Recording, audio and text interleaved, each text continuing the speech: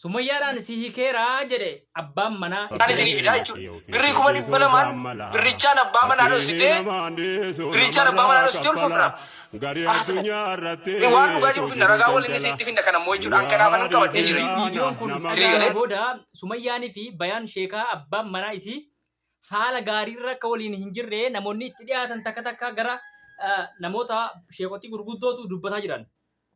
Gaa'illi amma kanatti diigamuun gaa'ila nama takka diiguudhaaf sababaa taate jechuun ati rakkoo keessa galteetta jechuudha. Jireenya namaa diigde jechuun jireenya kan keetis diigame jechuudha.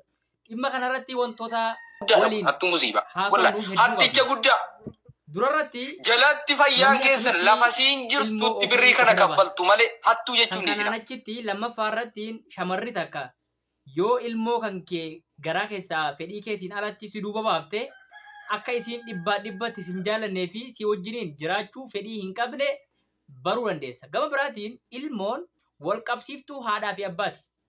Ati jaartii takka fuutee osoo ilmoo hin argatin duratti orma jedhamta. Ergi ilmoo argattee booda atii fi isiin fira walitti taatan jechuudha. Maaliifi dhiigni ilmoo keessaa sun walitti isin qabaa, walitti isin harkisaa jechuudha. Dhimmi kun dhimma jabaadha. Dhimma akkasitti ilaalamuu miti. Intalti takka yoo kan si jaallatu ta'e haala rakkisaa fedhe keessa teessee ilmoo kan keessii guddifti.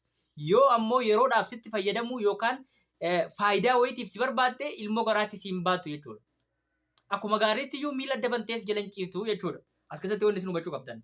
As keessatti wanni ajaa'ibee wantoonni sumayyoota lamaan jidduutti argame hiccitii jabaa shamarran hedduu keessa jiru. Hagasuma dhiira daaspooraa dhiira biyya faranjii jiru, biyya Awurooppaa fi Ameerikaa jiru faana fiiganii sokeedhaanii lambaa fi shaamaa qabsiifatanii tirikaan barbaadu shamarri keenya. Hagas takka jaallatu, hagas takka dhiira biyyoota faranjiitii fi Awurooppaa barbaadu jechuun sumayyoota lamaan jidduutti dhaga'e. Dubbichi akkas ture. Sumayyaa isii kanatu jaarsa barbaaddeef eessaa biyyoota Awurooppaatiif. Jaarsa sana qabatanii biyyoota Awurooppaa fi faranjii biyya Ameerikaa dhaquu barbaadan. Boodarraa akkuma jedhame namni sheekaa guddaan wahii argame. Jarri irraan kaayanne nama guddaas xiqqaas nama fuudhee rumees akka fedhe yoo ta'e isaan jarri namuma jara fuudhee biyya faranjii isaan geessuu barbaadan jechuudha. Boodarraa nama jaarsaa wahii argitee waliif fiddee namni kun sin bahin minaamin biyya faranjii jira jedhanii jaallatanii akka ittiin sababaa ta'anii biyya faranjiitti dhaqan barbaadan jechuudha. Sumayyaanis barbaaddee argattee itti milkooftee jirti. Sumayyaan isiin arsii kun itti milkooftee jirti. Gurbaa kana Bayaan jedhamu kana argattee itti heerumtee ittiin sababa isaatiin deemuu deemte jechuudha. Isteeppii lammaffaa Sumayyaa isii kana hamboo kanaafis akkasuma nama biyya faranjii nama fedhe yoo ta'e barbaadan jechuudha. Booda kana keessa yeroo barbaadanitti argan jechuudha. Nama manguddoo wayii arganii manguddoon kun ishi jedhee jaallatee nikaa hidhatee ka'ee boodarra maal ta'e hin dhiise. Boodarra ni dhiise. Gizee dhiisu kana keessatti Sumayyaa isiin tokko milkooyte, Sumayyaa isiin tokko milkooyne wallabbiin sumayyoota lamaan jidduutti mudate jechuudha. Booda Sumayyaa isiin kun Kaayiroo dhaquudhaaf birrii itti kennitee turte. Birriin kun utuu isiin Kaayiroo dhaqin dura jaarsi kun argame. Wanti barbaadamaa jiru argameera miti. Kanaan achitti isiinuu jaarsa biyya Awurooppaatti na ergite birrii kana hin gaafadhu Kaayiroo sin naqu jettee biyyarraan gara biyya Jarmaan deemuuf turte jechuudha.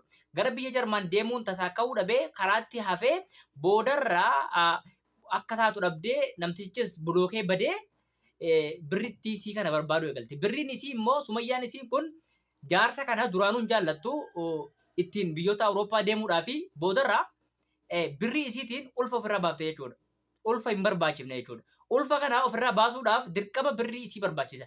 Birrii ammoo isiin Kaayiroo keessatti wajjin hin jiru. Nyaataa fi dhugaatii mana kiraa abbaa manaatarraa kaffala. Birrii ulfa baasuu kana abbaa manarraa hin argatu jechuudha. Kanaa jettee itti dhimma baate. Booda birrii kan konaa kaffalii hin kaffalu gaafa sana situ didee minaaminiin kun ka'ee miidiyaa irratti wal waqasuun dhufee wal fokkisiisuun dhufee hanga gaa'illi Sumayyaa isii kaanis diigamuu ga'e jechuudha.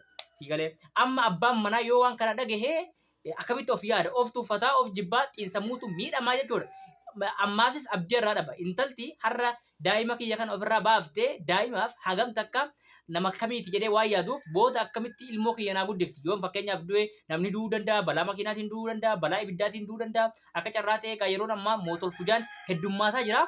Kanaafuu jedhee yoon an ka'ee ilmoo kiyya kana kun naa guddifti jechuu waan yaaduuf gaa'ilatti akka inni hin seene I'm sure ittiin amana akka sheekotiin tokko dubbataa jiranitti Sumayyaanis bilookamteetti Sumayyaadhaan sinii kan jedhee itti dhaadataa jira jechuutu dhagahamaa jira. Kabajamtootaaf jaalatamtoota keenya hanga dhuma sagantaa kanaatti warroonni nu hordoftan galatoo isiniin mala galatoomaa isiniin jecha hanga dhuma sagantaa kanaatti warri nu hordoftan lakkoofsa akka duraanii sana barreeffachuu hin irraanfatinaa. Qophiin nuti qabannee dhiyaannee kana fakkaata galatoomaa isiniin jenna.